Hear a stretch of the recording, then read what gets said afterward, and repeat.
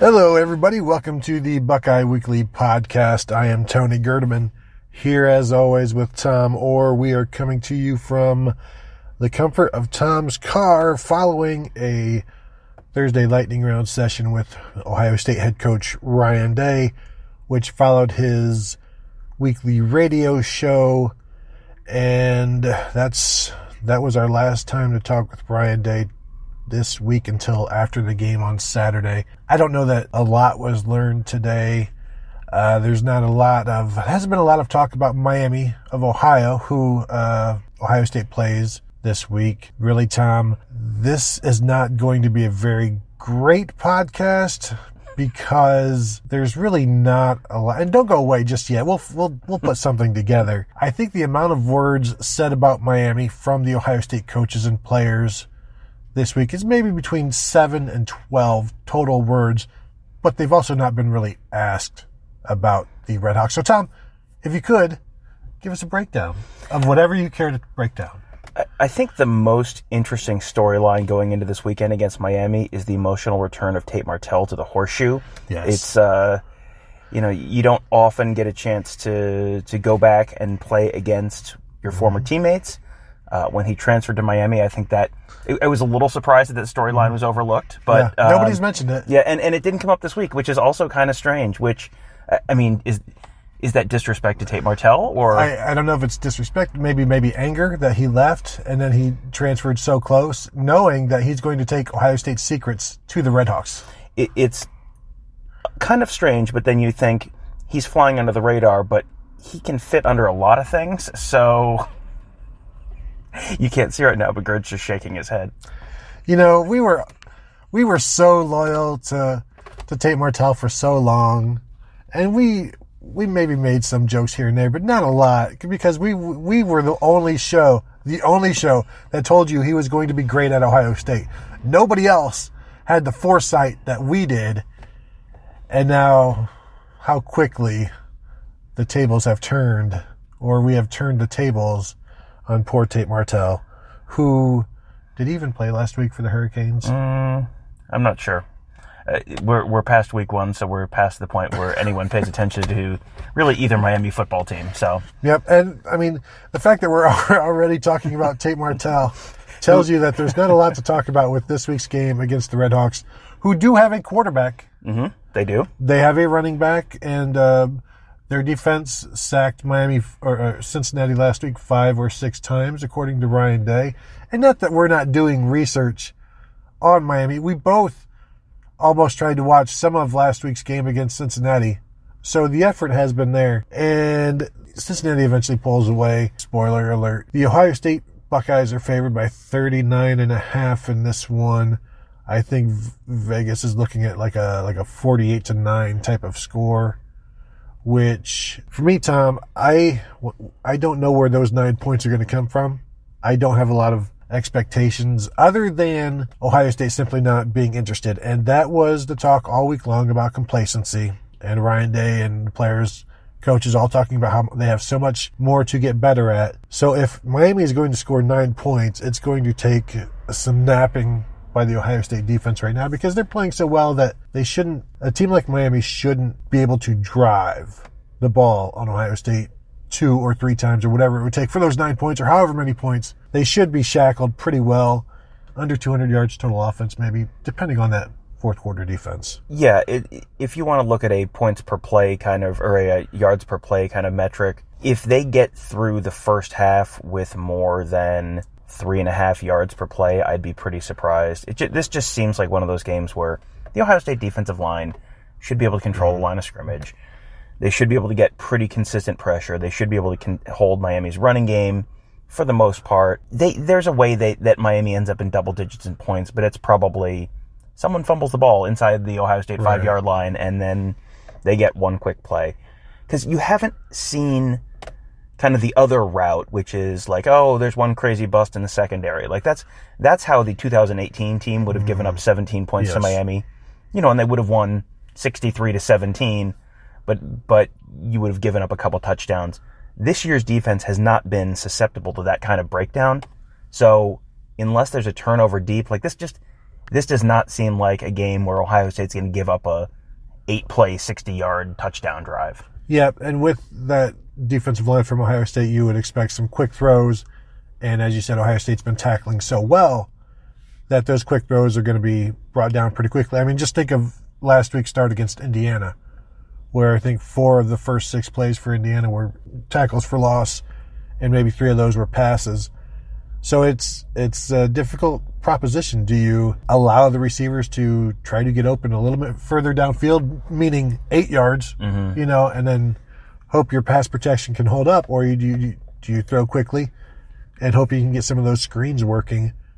And right now, these guys are destroying screens pretty well. They've been relatively susceptible down the seams with the tight ends and over the linebackers, but really that's about the only weak spot of this Ohio State defense that we've seen. And I can't really even call it a weak spot because it's only happened a few times, and it sticks out because there aren't many other things happening against this defense. Right. It's the weakest spot, but it's not really a weak spot. And Miami is not going to run the ball because they've averaged 3 yards per carry, which is bad. And they have notably not played Ohio State yet. So that's not great. So if they're one-dimensional and it's just a matter of how are they going to move the ball through the air, this does not seem like the kind of team where Ohio State's going to be playing 8 yards off the line of scrimmage, with the corners. They're going to go ahead and press these guys up and say, go ahead and make a play over the top if you can do it.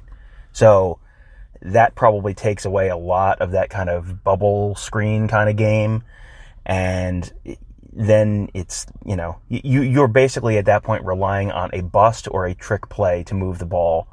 Because this does not seem like a game where Miami's going to be able to string together 3 or 4 first downs, let alone 6, 7, 8. No, looking there, Miami is putting up 267 total yards per game, which is probably what Ohio State is averaging in the first half, I'd say, this year. And that's not... When you equate that to what Ohio State will do with that, I don't know, do you, is it 60% of that? Would that be about where you would expect? And so they've kept all of their other opponents under 300 yards, I believe. Yes. At this point. Yes, all 3. And it would not be a surprise to see Miami maybe even held under 200, but, there's going to be a lot of passing in this game for Miami just to try to keep up and score. And so you get cheap yards that way. And Miami put up 14 points against Iowa in week 1 and 13 points against Cincinnati in week 3. So that's, and those are probably not defenses that are as good as Ohio State. And as we saw 2 weeks ago, Cincinnati may not be as good as Ohio State this year. Your opinion. Only win came against Tennessee Tech. It was 48-17 Tennessee Tech. Also, arguably not as good as Ohio State. So, Tom, I don't know how much time we need to really spend on this game. Probably. Give me your score prediction. I went with 56-6, okay. Ohio State. And, there'll be a turnover or there'll be like one play that they give up a 30-yarder to the tight end down the seam or, something. And they kick a field goal and then they get a field goal late, or they score a touchdown late and go for 2 and don't make it, something like that. And it's probably 56-3 midway through the third quarter, or 49-3 midway through the third quarter, and ends up at 56-6. I went 52-0, and we were talking about this earlier.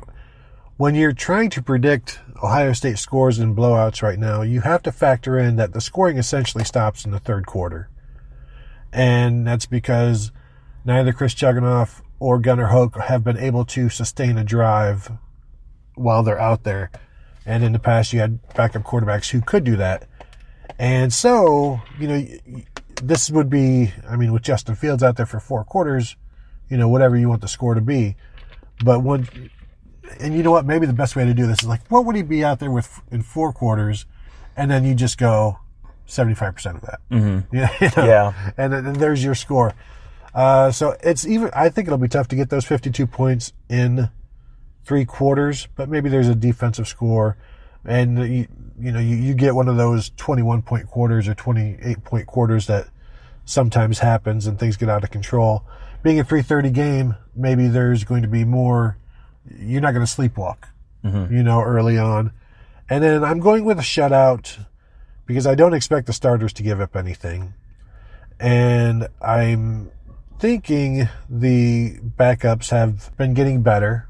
They were able to hold on for dear life to the shutout against Cincinnati, by an inch on that final stop. So I'm gonna go with a shutout, knowing that maybe I might be wrong. But if I'm right, then, when you call for a shutout, it almost doesn't matter like what you said Ohio State is going to score. You're like, hey, I got it right. I said shutout. So, yeah, I mean, we've talked in the past about the fact that you can never really predict a shutout because you need so many things to go exactly right to shut a team out. But I mean, if you were going to predict a shutout this year, this would probably be the week to do it. So, yeah, there are some other maybe as big of games as this one. The one that I want to talk about, Tom, is Michigan at Wisconsin, and we'll just get right to it. I feel like, and I think I tweeted this today, this is kind of for me, it might be a referendum on how the team feels about Jim Harbaugh. Because if they go into Wisconsin and just get whooped by, like, say, what Ohio State did to them in 2015 to Michigan, like 42-13 or something like that, and you just see this heartless quit from the Michigan Wolverines, that's, to me, is going to be a huge problem. And, I don't know if that's going to happen, but if it does, that to me says that Jim Harbaugh has lost the team. So, maybe he has, and we'll see. But what if Michigan comes out, and for Michigan to come out and win this game would have to be a different team than we've seen to this point. And that's why, for me, I like Wisconsin here, and I kind of like them comfortably. That was kind of how I was looking at this as well, that you haven't seen a whole lot from Michigan in their previous two games, and there are some real obvious holes on that team that are like, these are not spots where you should be this thin on the roster in year 5. Like, if you're 5 years into your term as coach and you have like no returning good veteran running backs on the team, like that's not on anyone but you. And that's and it's not like running back is a position that's like this forgotten thing at Michigan. Like, this is literally offensive line and running back have been basically what has driven your program for years and years and decades. And your offensive line this year it's okay. And they've had some injuries. Just in the interest of fairness, they have had some injuries on that offensive line. But the depth is not great there. The running backs have not been great, and they've had some injury stuff going on there too. But, if J.K. Dobbins is hurt at Ohio State, they have Master Teague.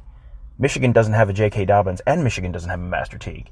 So, let alone a DeMario McCall, and maybe they have a Steel Chambers or Marcus Crowley type. That's probably fair, but that's like the 4th and 5th running backs for Ohio State.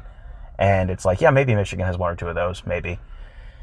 So, I don't think they're going to get destroyed. Like, I don't see them losing by 30, but I find it, I think there would have to be a major change. Something significant would have to change for them to come up with a win up there. And as soon as they lose, that starts making the season look like another lost season. And it's like, okay, how many years in a row have they said, this is the year, Jim Harbaugh, he'd better do it this year because it's never been better than this year. And they've got their starting quarterback back, and they've got 4 offensive linemen back, and oh boy, it's going to be great. And then another year where that potentially doesn't pan out. I mean, at some point, like, this is who you are. And, all the happy talk in the summer about, this is the year they're going to be a playoff team. Like, at some point, it's just like, nope, this is what they are now. Yeah, and speaking of, like, where this team stands with Jim Harbaugh, if they lose this, then I think when you just expect a team to start collapsing at that point, that's also a statement about the head coach. And that's going to be a very difficult job for him to, if they do lose it, and because I'm thinking like 17-point win, something like that for Wisconsin. And We go back to the Amazon show, the Amazon Prime show, that was a joyless experience, not for the viewers, but for the players. And I don't assume things have gotten happier there. No. You know? Well, it was looking real good through about 11 games last year. And then what happened? So I just have concerns that magically things are all going to come together for this game on the road against the Wisconsin team. Yes, we've all I wouldn't say we all bought into Wisconsin last year, but there were expectations for Wisconsin last year. But you've got this defense that has played Central Michigan and USF, has shut both teams out. They are allowing 107.5 total yards per game this season, which is, no matter who you're playing, is very impressive. And if, whether or not Zach Charbonnet is out or not, Shea Patterson is dangerous with the football, both for Michigan and for his opponents at times. And he will have to protect the football as well as he's ever had, as we try not to listen to Mike Yursich on maybe, a recruiting call right now. This is going to have to be a different Michigan team, and it starts with Shea Patterson, who I said after his second fumble against Army 2 weeks ago, maybe it's time to go to Dylan McCaffrey. Mm-hmm. And you hear reports from insiders at Michigan that they have no confidence in McCaffrey, or he's nowhere near ready. What year is this in their third? Is this his third year there? And, which goes back to my point from my Michigan Monday after the Army game, that the longer quarterbacks are at Michigan under Jim Harbaugh, the worse they get, which is why his best quarterback was Jake Rudock, probably, in 2015, because that was the only year he had him. And you look at Wilton Spate in 2016, had a really good year. Next year, I don't know that he had ever played football before that day. Mm-hmm. And Shea Patterson isn't getting better. So if you're not getting better, the saying is that you're getting worse. And I don't know how Michigan fans can have confidence in him. I don't think they do. And he would need to not turn the ball over for Michigan to have a shot in this game. Mm-hmm. And I don't even know if that's possible. Kind of the X factor here is, okay, they've both had a week off in advance of this game. Both teams were off last week. So you never know. Someone can come in flat. Someone could have made huge strides during the week. That's always a little bit of an X factor with college teams. How are they going to play coming off of a bye? Have they used it to get healthy? Have they used it to install some, incredible new stuff? Is it just they're way off the routine, the feng shui and the facilities all off, and they come in and completely fall on their faces? So you never quite know with that. But yeah, the margin for error for Michigan on the road is not very big. And if you're playing at Madison, okay, a noon kickoff is better for Michigan. You'd much rather play on the road at noon than on the road at 7 at night. This would have been the ABC primetime game if it was, a normal year probably. But there's a lot of reason to think that this might just not happen for Jim Harbaugh. I just remember towards the end of the Jim Tressel era, when they had that home loss against USC.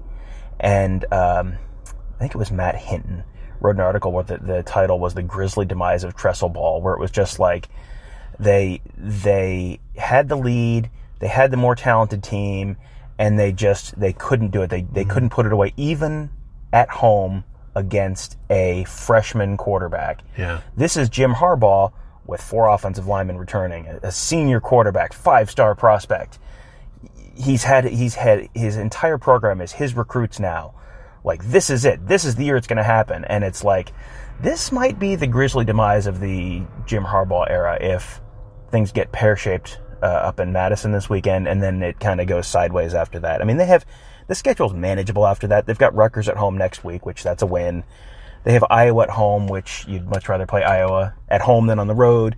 You go to Illinois. So that gets you through the 12th of October. But then it gets real interesting, because then you're at Penn State, you're home for Notre Dame, you're at Maryland, which is not looking as difficult as it was before. But then you got Michigan State at home, at Indiana, and home for Ohio State. There are minimally the Penn State, Notre Dame, Michigan State, Ohio State games. Minimally 4 more losable games. At Maryland is like, you've got a 25% chance of losing that game. There's a way, and Indiana will every once in a while just reach up and get someone. Basically, at Illinois is probably the last one that you'd be completely comfortable with the fact you're going to win. And but even Illinois can do some damage. They can do some damage. They shouldn't do that much damage. Right, but you're looking at like this could be an 8-4 season for them. That would not be. You don't need to have anything real crazy happen. You don't need them to lose to Indiana to get to 8-4. And if they're 8-4 in year 5 for him, and you're losing your quarterback next year, I don't know where they go from there. Yeah, and you know how it's hard to get a read on Jim Harbaugh, just as in general. He kind of brings that. Michigan has sort of adopted that kind of. How do you get a read on them? Yeah. Sometimes they're like this, sometimes they're like that, and you can lose to Wisconsin and still go on and win a national championship. And still go on and win the Big Ten. It would be what happens after that, and of course we're talking about this like it's already happened. If they do win that game, it changes things in that you now have how do they handle that success? Do they start? Is it September all over again? Is it the preseason all over again with the Michigan hype? And I mean that might be fun to deal with just in that aspect where they're feeling good again. The world is spinning once again, and it's not on fire, because right now the Michigan fan base, it's almost like dead man walking. Like they know what they're walking into, they know what they're going into in Madison, and you know what? Let's just hurry up and get it over with. Let's rip off the Band-Aid and then stick a pencil in the open wound and then put another Band-Aid on it and get out of Madison. And that's why I plan on getting to campus early, so that I can watch this game. And before the season, you're thinking, well, the Wisconsin quarterback situation is not going to be great. So this is a very, very, very winnable game for Michigan, if Michigan is as good as they should be. But now you look at this Michigan defense, and you look at the quarterback they'll be facing, Jack Cohn, who has been outstanding, throwing for almost 300 yards a game, completing around 70% of his passes. And yeah, it's facing nobody so far. But then you look at what he'll be facing against Michigan, and as I guess they're getting some defensive tackles back, but it's not like these guys are. These guys aren't proven. Like Carlo Kemp was a starter all last year, but I think he had maybe 10 tackles, 12 tackles as a defensive tackle.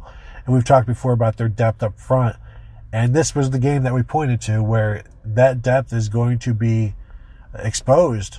And then as the defensive line gets weaker, now the lack of linebacker depth will get exposed. And we saw an average Ohio State defense in 2017 completely shut down Jonathan Taylor in the Wisconsin running game.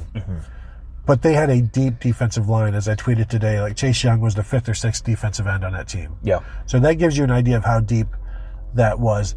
There is none of that with this Michigan defensive line. Could they come up with something to stop Jonathan Taylor? Yes. You throw all of everything you've got at that, and you just let your corners do what they do. They've got good corners, and you focus on stopping Jonathan Taylor and allowing your corners to man those guys up, and maybe you can contain him. I just see a couple of long runs where he's going to get through that middle or get to the edge, because I don't think it's a very fast defensive line either. I don't think they match up well up front. This seems like the kind of game where Wisconsin probably doesn't need to score that much to win. Michigan's offense has looked bad this year. I mean, ranging from like okay but sloppy to straight up bad. Yeah. And so Wisconsin, if Michigan could get up on Wisconsin, that might make the game more interesting. But if it's a close game, or Wisconsin's up by a little bit, they can just keep pounding the ball and pounding the ball and pounding the ball, and that's when that depth comes into play. I mean, this is again, like we have certain things that we've talked about like 30 times this year. the depth that Ohio State has and how that plays into how they perform in the fourth quarter of games is one of those things. This is why. Because if Jonathan Taylor could have 25 carries for 100 yards after 3 quarters and end up with a 250-yard game. Because at some point, you wear that defensive line down. Those linebackers are tired of chasing, tired of tackling, tired of getting blocked by the enormous Wisconsin offensive line, and eventually the dam breaks.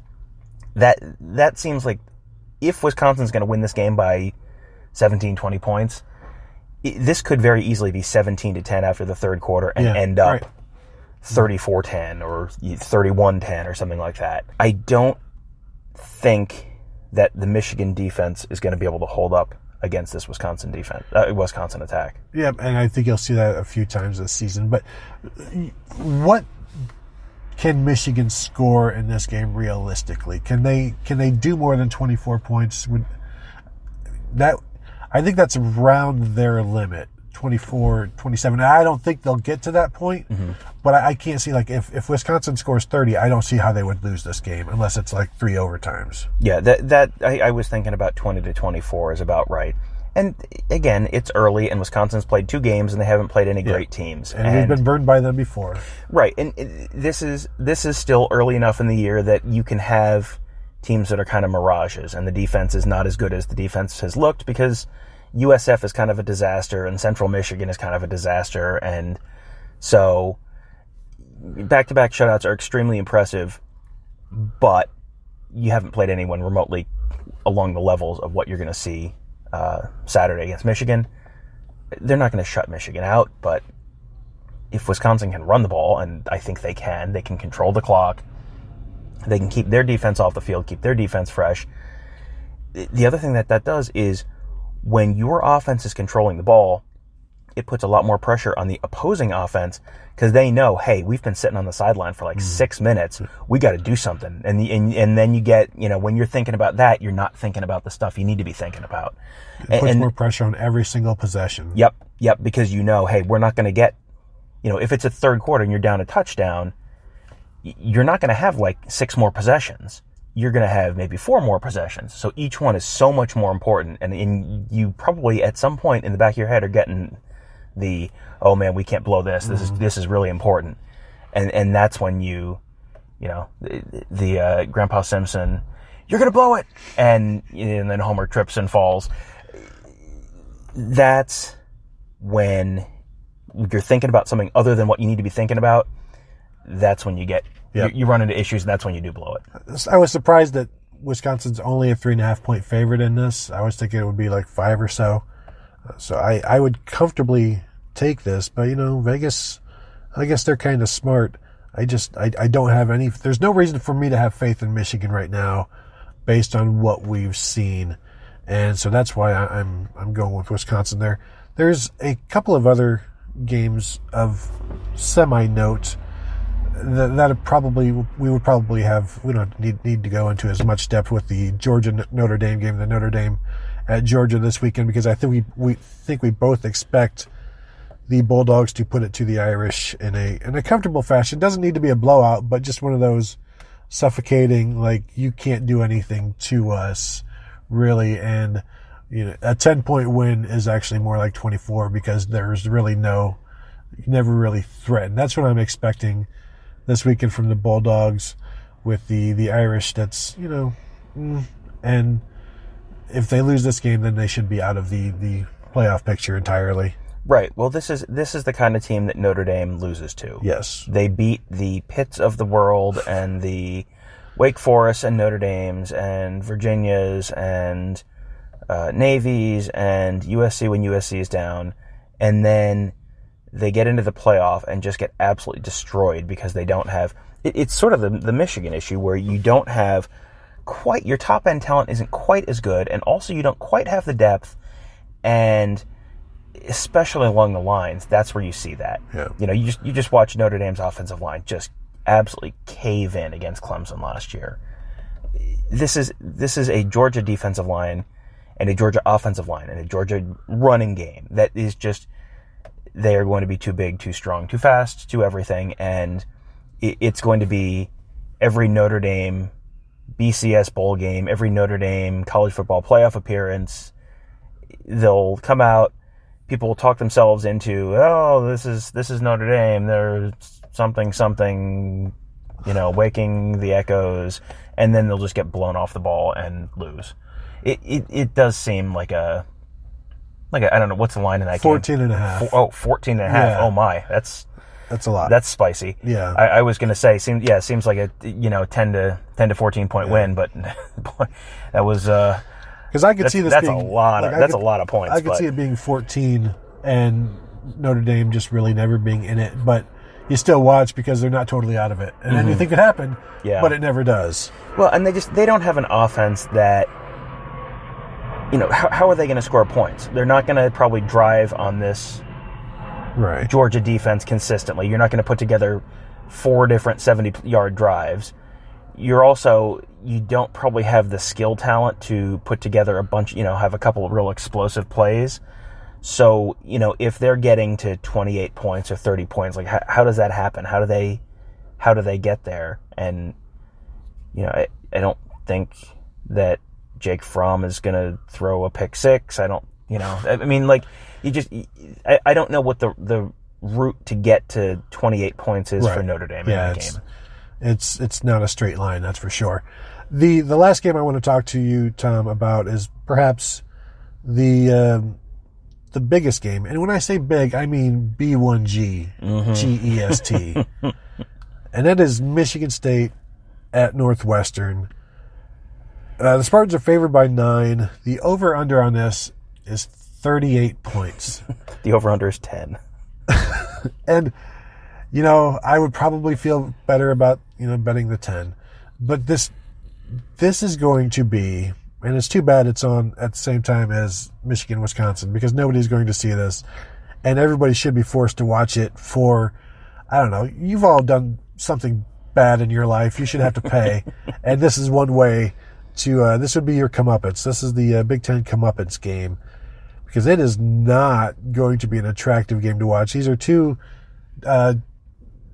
good to very good defenses and two terrible offenses. And I would not watch this if, as they say with B. Arthur's eyes.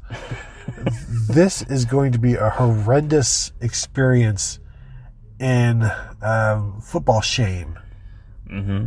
And Tom, I'm just wondering, what are your thoughts about this beautiful, beautiful contest? I don't understand Michigan State, looking at Michigan State last weekend and saying, well, they're on the road against a team with a pulse. Let's have them give 9 points. That's crazy. This is one of those lines that I looked at and I was like, someone must know something. Like, it's just, there's something that I'm not seeing. Well, Hunter Johnson is terrible. Yeah, he is terrible. But Michigan State, 9 points is a lot for them. And how are they going to score 9 points? 5 safeties. It's the over-under on this was, 38? 38. 21-17. That seems like that would be about as high as this game gets. It's worth mentioning that Michigan State did kind of yards per play and yardage-wise control that game last week against Arizona State. They just missed 3 field goals and therefore lost. And also couldn't count to 12, that's which the other doesn't thing. help.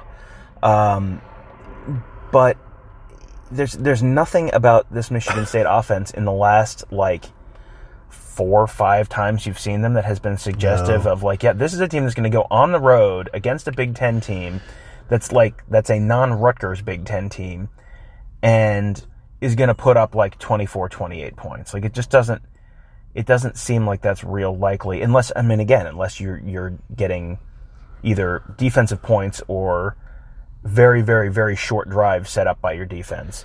Northwestern is 0-2 against the spread this year, and they're 1-1 record. So maybe, but if you lose by more than 9 at home to a Michigan State team that can maybe score 17 on a cloudless day, I'm not saying it's time to fire Pat Fitzgerald, but the Big Ten is so interesting this year because it seems like and it's still early, and every college team is flawed in some way, but it seems like all of the teams in the Big Ten outside of Ohio State so far have been, like, it's been real easy to go, oh yeah, that's not good at all. Like, Yeah. I mean, we just went through Michigan stuff.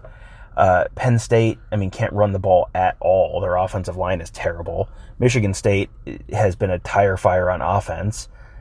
Maryland just lost to Temple. Rutgers is Rutgers.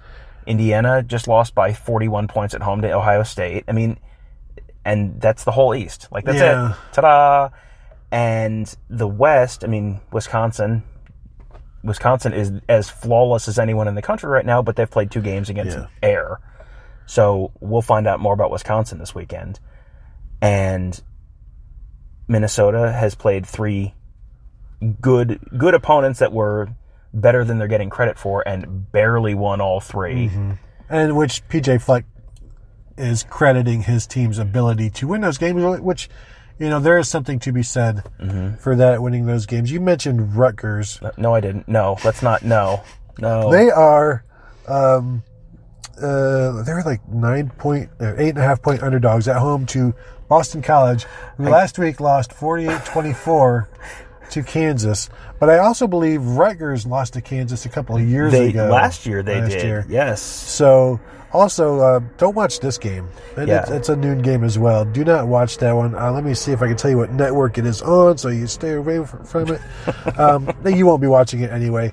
But to be an underdog like that at home, it's too bad. Chris Ash is going to make a great defensive coordinator for somebody next year. He's going to be living that buyout life next year. Good for him. Go ahead. It's I'm just frantically trying to pull up the number of wins that Kansas has over Power 5 opponents, and they have nope, couldn't find it. But yeah, they beat Rutgers last year. They beat Boston College. They blew out Boston College. They blew out Rutgers last year. If I remember that game right, I think that game was not close. I think that was the week we were down in TCU. Yeah, it was bad. It's like these are 2, like, not, on one hand they're not good at football, but on the other hand they're extremely displeasing aesthetically at football too. So it's going to be bad, but also it's going to be terrible to watch. Right. So avoid that game. That's just us giving you some advice there. So I think that'll do it for this show. And I apologize if you wanted more Miami talk. We'll get to that Saturday after the show, after the game. We're gonna be on to Nebraska at that point. So yeah, make sure you tune in after the game, and we'll start talking Nebraska. Thank you all for listening. Make sure to check out the rest of the shows on the Ozone Radio Network with the Buckeye Sloopcast on Mondays and Fridays, and the Silver Bullets podcast on Tuesdays and Wednesdays, somewhere in that Tuesdays. I think it's Tuesday night, Wednesday. I think it goes up Tuesday night, and schedule, it's on the site on Wednesday morning. The Buckeye Weekly schedule being all crazy now has confused my days. As I said last show, I don't know my days anymore. So thank you all for listening. Check out the content at theozone.net. Read it, and most importantly, click on it. And we will talk to you guys on Saturday.